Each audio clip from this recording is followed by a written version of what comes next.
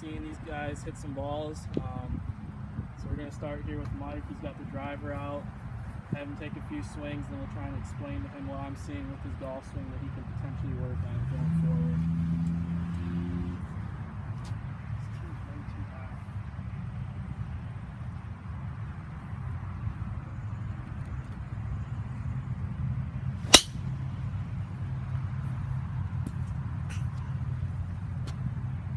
Yeah, that's a pretty good shot there. Just a little cut on it, low ball flight. Let's hit one more.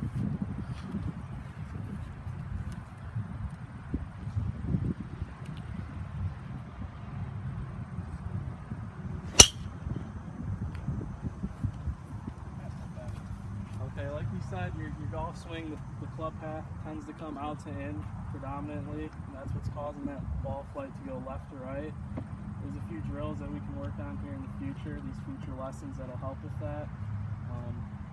Also, I think something that could really help you is looking at your grip, maybe playing around with your grip and seeing what your grip looks like. That might help get the club face a little bit more square at impact. Okay. So we'll work on that going forward in your lessons. Now we're going to have Maria step in here and hit a few balls. All right, so here we are. This is our final part of day 3 of our lesson series. We're going to conclude this with a little bit of a demonstration. I'm going to show you guys a couple of different pitch shots, different techniques, how to play them. We're going to start here. I have a 60-degree wedge used for obviously getting the ball up in the air, helping it stop a little bit quicker on the greens. I'm going to show you a couple different ways to play the shot using this club.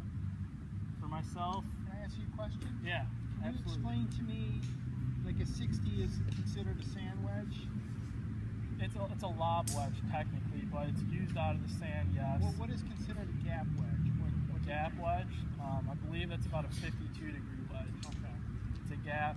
It's called the gap wedge because it's in between your pitching wedge and a sand wedge, which is right about 56 degrees or so. I was always confused. Yeah. So for myself, I like to use a 60-degree wedge in these shorter shots around the green because I feel like I can control it a little bit better. Easier to stop the ball. I like having my feet really nice and close together. Play the ball kind of right off my back foot. Club face nice and square. It's not closed. It's not open or anything.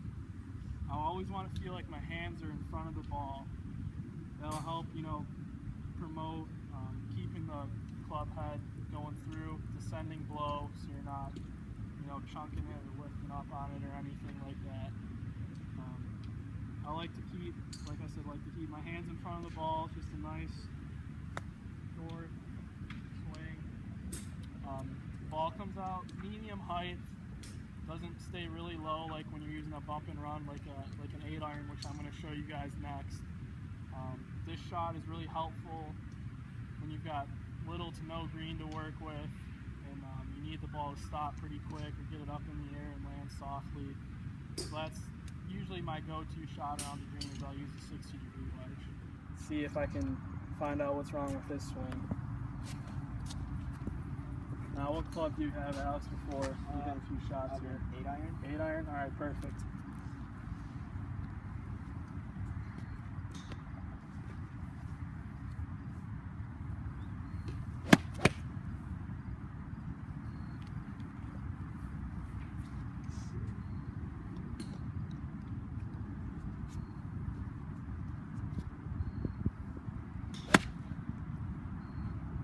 All right, hit one more.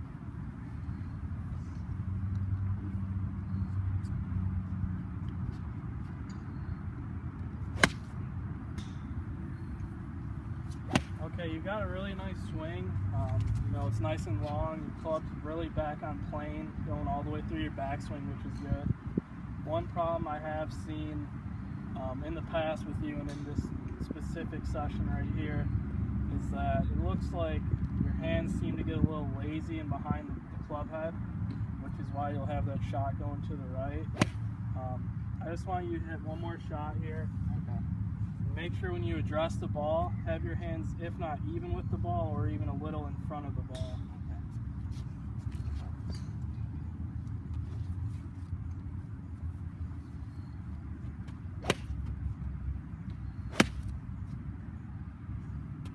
That feel a lot better? Yeah. it looked a lot better too, that ball flight and the contact. So that's something that we're going to have to keep working on going forward, and it's a good start for you. All right, thank you. All right, we're going to have Gary come